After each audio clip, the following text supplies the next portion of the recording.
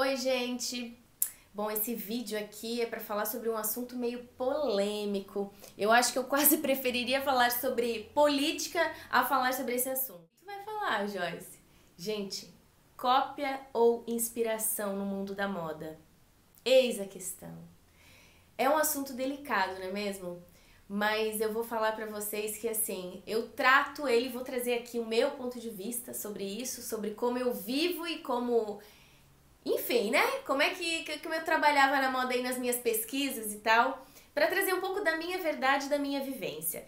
Eu trabalhei já em diversos segmentos, trabalhei com fast fashion, trabalhei com marcas mais autorais, trabalhei com magazines, já criei, eu digo que eu já criei para empresas de A a Zara, porque já trabalhei com, enfim, diversos segmentos. E essa questão da cópia da pesquisa, ela é sempre muito questionada, né? Por várias pessoas, principalmente curiosas ou pessoas que estão iniciando na moda que tem um certo romantismo, né? Relacionado a todo esse movimento. A questão é que o mercado da moda é um dos mercados que mais movimenta grana no mundo. Né? Bom, um exemplo disso é o dono da Zara, que é um dos caras mais ricos do planeta. Dado o tamanho que é o negócio dele. E não por coincidência, a Zara faz o quê, gente? Né? A Zara hoje é uma grande tradutora de grandes tendências lançadas pelas principais marcas de moda. Que a verdade seja dita. Mas e aí, estou apontando o dedo pra Zara? Não, gente. Né? Quem nunca? Joga a primeira pedra o estilista que nunca se inspirou, né, em alguma referência, seja ela do passado ou não. A questão é a seguinte: sempre quando eu viajo para fora, hoje eu viajo muito menos do que eu já viajei para fazer pesquisa, por uma escolha pessoal mesmo, porque as viagens de pesquisa são cansativas. Elas são cansativas porque elas exigem muito, né? Muito trabalhado. Então hoje eu decidi que eu faço as minhas viagens mais pontualmente, enfim, posso me dar esse luxo.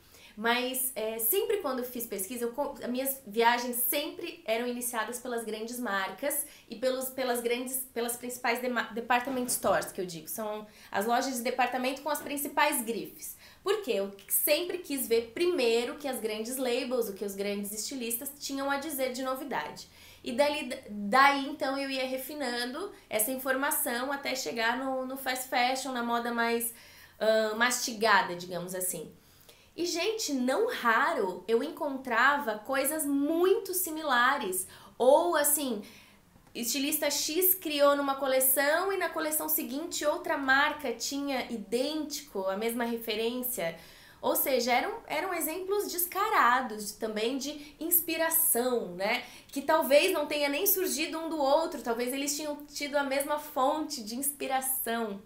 A questão, gente, é que sem muito romantismo, né, sem muita venda, todo mundo em algum momento copia, né? Todo mundo copia. Aí você pode dar a esse ato outros nomes, como inspiração, referência, eu respirei daquela fonte, mas a grande questão é que sim, existe um movimento que ele é muito comum na moda, né? É todo mundo que faz, Joyce? Não, eu nem poderia dizer isso, né? Então eu sempre divido entre dois segmentos, assim, que são os autorais, né? São as marcas que realmente buscam referência e inspiração, sim, só que não necessariamente em roupas em moda pronta, ela vai buscar mais na história, em contextos culturais, em movimentos sociais, que daí é quando você tem uma imagem de uma época e você dali faz alguma criação, faz uma adaptação, faz uma nova leitura, né? Isso eu considero sim respirar de uma fonte, né? Eu não considero tanto copiar. Agora, um movimento de pesquisa, por exemplo, que se viaja para fora e basicamente essa pesquisa volta em peças ou em fotos, né, de peças, isso para mim sim acaba sendo mais o famoso Ctrl+C, Ctrl+V da moda, o copy-colle, né? Que é muito comum, sim, gente, que é mais comum até do que deveria. Por quê? Entende-se que, assim, uma coisa leva a outra, né? E existe muito a ser questionado nesse sentido e não apenas apontar o dedo e dizer que estilista mesmo, estilista que é estilista não copia. Tem todo um movimento por trás disso que precisa ser analisado também, o próprio movimento da indústria. Hoje existe uma velocidade, né, de entrega de coleções que é absurda. Tem magazines que mandam o desenvolvimento em 30 dias, querem o produto entregue no CD deles, no centro de distribuição. E é impossível um estilista poder sentar e criar. Vocês concordam que esse processo criativo, ele exige um mínimo de paz de espírito, paz de alma, e assim, que a pessoa possa se concentrar, que ela possa fazer uma pesquisa realmente fundamentada para então criar? O fato é que não existe tempo para isso hoje na dinâmica atual, gente. Então, as grandes marcas que vocês veem de varejo não têm esse tempo. Isso é coisa de Romeu e Julieta, sabe? Essa questão de desenhar, fazer croquis, como eu brinco, fazer Van Gogh nos croquis. São pouquíssimas marcas que disponibilizam esse tempo e entendem a função do estilista. Então eu tô com isso querendo desculpar, né, dar desculpa para os estilistas que copiam. De certa forma eu estou explicando como funciona a dinâmica do mercado, né? Nenhum estilista tem à sua disposição o tempo para criar uma coleção, ele tem que produzir feito um mini robô. E eu sei que muitas pessoas vão se identificar com isso. Também não quero com essa conversa, gente, desmotivar quem está querendo entrar nesse mercado. Ao contrário. Por quê? Tem sim formas e formas de trabalhar, formas e formas de se inspirar. Ou, se vocês quiserem no bom português, formas e formas de copiar. Mesmo que você pesquise na internet, ou que você viaje, que você tire foto, que você tenha peças, tem uma maneira mais orgânica, onde você pode fazer sim, manter as suas referências, manter o seu trabalho dinâmico como precisa ser, mas sem fazer tanta cópia, né? Aquela cópia tão crua e tão dura. Até porque, gente, para fazer isso não precisa ter faculdade, para fazer isso não precisa ter muito gosto, né? Basta que alguém passe para ti umas referências e você traduz aquilo para uma ficha, né? Não é o papel do estilista. Então, como estilista, gente, como uma pessoa que trabalha muitos anos com isso, que tem marca, que trabalha com outros profissionais do meio, profissionais grandes, maduros, profissionais criativos mesmo, eu vou deixar aqui algumas sugestões para quem está começando ou para quem já está no meio desse redemoinho que não encontra tempo para criação. Primeiro, não culpe o mundo. Se você está numa empresa que não te dá espaço para criação, você que procure um outro lugar. Né? Você não está grudado, não está colado na cadeira. Então, se você acredita no seu potencial criativo, se você acredita que você tem uma boa visão, se você acredita que você é bom desenhando peças e que vão vender muito, então você procure o seu espaço. E número 2, estando numa empresa que te dá a oportunidade para criar, para desenhar, para pesquisar, faça isso com todo o seu capricho, com toda a sua, sua força. Faça um trabalho de verdade, bem feito, né? Pesquise muito, vá além do que você está vendo nos sites agora. Quando você for pesquisar fora, vá além de fotografia de loja. Pesquise comportamento, hábitos, pesquise pessoas, para então você conseguir criar e fazer ali das suas referências uma fonte para coisas novas, para novidades, e que só você vai ser capaz de fazer. É aí que a gente vê muitos profissionais se destacando por causa desse olho de lince em observar alguma referência e conseguir melhorar aquilo, conseguir traduzir aquilo para sua realidade de marca.